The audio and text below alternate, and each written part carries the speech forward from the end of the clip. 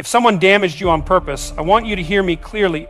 This wasn't a mistake. This wasn't a moment of weakness. It was a decision, and decisions have meaning. A person who chooses to break you with intention isn't confused. They hate you deeply, and they want you to feel it. Now, the real question isn't about why they did it. The real question is, what will you do about it? When someone causes intentional harm, it reveals far more than just a moment of cruelty. It exposes a deeper psychological state, contempt. Contempt is not just anger or dislike. It's the belief that the other person is beneath consideration, unworthy of empathy, or even less than human.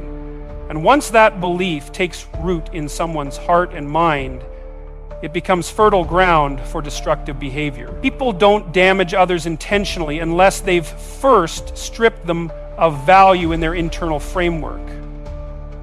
That's why intentional harm is one of the clearest signs of deep-seated hatred. To intentionally harm someone, a person must go through a process of mental justification.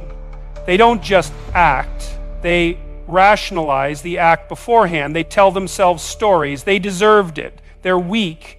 They'll never change. They brought this on themselves.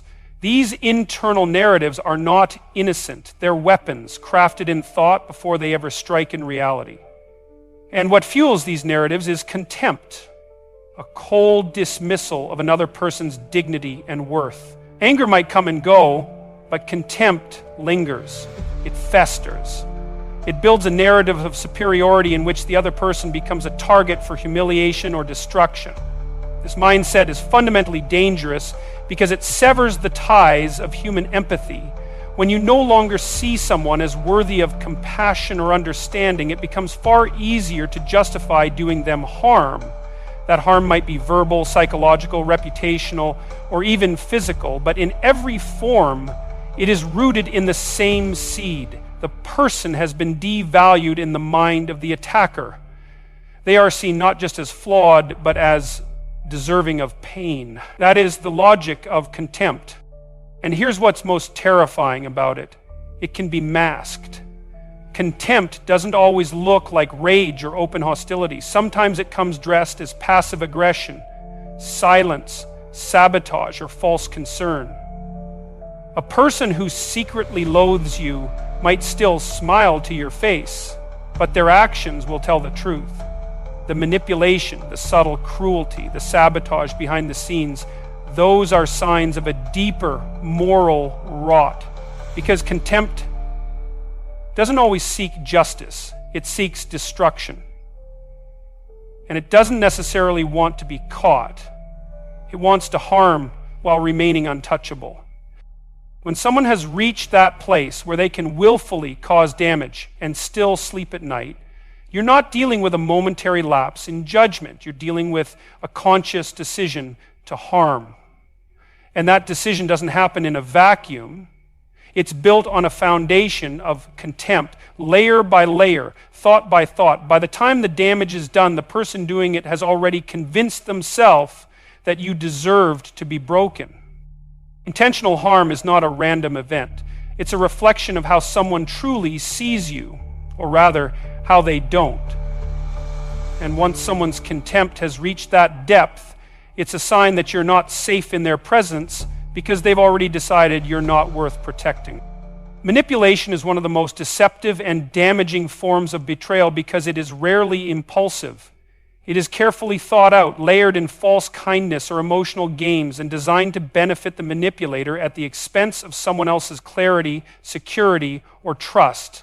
What makes manipulation so insidious is not just that it causes harm, but that it is often carried out under the illusion of connection, affection, or even loyalty. That illusion is the trap. Behind it lies premeditated betrayal, the choice to deceive someone for selfish gain. To manipulate someone is to treat them as a means rather than an end. It's to view their feelings, choices, and vulnerabilities not as things to respect, but as levers to pull. The manipulator studies your patterns. They listen not to understand, but to exploit. They observe what moves you, what makes you hesitate, what you fear losing, and then they construct a plan to push those emotional buttons. That kind of strategy is not accidental. It's calculated. It takes time, effort, and most importantly, a willingness to violate the moral boundary that separates influence from control. Manipulation starts small. It often begins with subtle distortions of reality, gaslighting, guilt-tripping, selective honesty, or emotionally loaded silence. The manipulator tests the waters, watching how far they can go. And if there's no resistance, if the target begins to doubt themselves, they go deeper. Each act builds on the last. The victim starts to lose their sense of independence. Decisions become harder. Self-trust erodes. And through it all, the manipulator maintains their mask of concern, love, friendship, or authority. That mask is essential. Without it, the manipulation would be obvious. But with it, the betrayal is hidden and therefore more devastating. The reason manipulation qualifies as betrayal is because it violates an unspoken agreement in human relationships, the expectation of honesty, or at the very least, transparency. When someone pretends to support you while secretly steering you for their own advantage, they are breaking that bond. And they know it. They may justify it to themselves, I'm doing this for their own good, or they wouldn't understand if I told them the truth. But those are just excuses. Deep down, they understand that manipulation involves choice. It's not something that just happens. It requires intention, and that intention makes it personal. There's an arrogance in manipulation, a belief that the other person is too naive to notice or too weak to resist. That arrogance is often what eventually exposes the manipulator. But by the time the truth comes out, damage has usually already been done. Trust is broken. The manipulated person is left questioning not just the manipulator's motives, but their own judgment. That internal fallout, the self-doubt, the guilt, the emotional confusion is often worse than the initial act. Manipulation at its core is a betrayal of reality. It replaces truth with control, respect with strategy, and intimacy with advantage. It is betrayal not just of another person's trust, but of the very idea that relationships should be based on mutual respect and truth.